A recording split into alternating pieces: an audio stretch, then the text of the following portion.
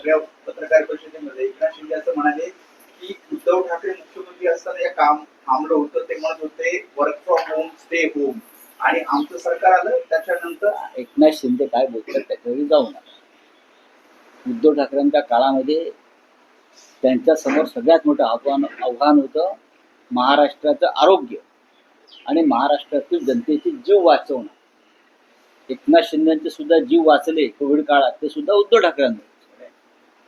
सगळ्यात मोठं आव्हान होतं माणसांचे प्राण वाचवणे त्या काळामध्ये. असं आव्हान कोणत्या मुख्यमंत्र्यासमोर नव्हतं. बरोबर आहे. हे आव्हान मोठं होतं की झाडं तोडणं, रस्ते बांधणं हे केव्हाही होऊ शकतं, पण लाखो मराठी जनतेचे प्राण वाचवणं हे सगळ्यात मोठं आव्हान उद्धव ठाकरेंसमोर होतं. एकदा एकनाथ शिंदे यांनी अयोध्येला जाताना गंगा नदीची पाहणी करावी आणि आसपासच्या लोकांशी बोलावं. तिथे किती हजारो प्रेतं कोविड काळात कशी फेकण्यात आली होती महाराष्ट्रावर, की ही वेळ उद्धव ठाकरे साहेबांनी येऊ दिली नाही. याबद्दल उपमुख्यमंत्र्याने कृतज्ञता व्यक्त केली पाहिजे. खरं म्हणजे राजकीय मतभेद असले तरी मिसिंग लिंक, हा लिंक, तो लिंक सगळं ठीक आहे.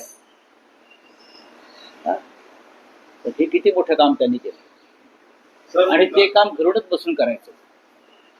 लोकांना घराबाहेर पडून न देणं हे मोठं आव्हान होतं त्या काळात जगभरात.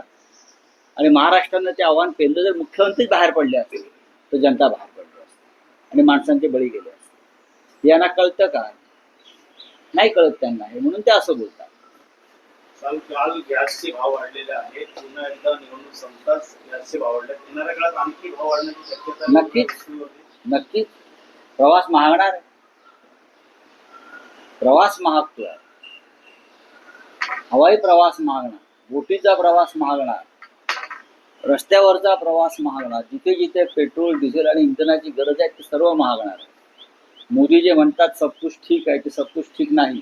ते फक्त सब कुछ ठीक पश्चिम बंगालच्या निवडणुकांचं मतदान होईपर्यंत सब कुछ ठीक असतं.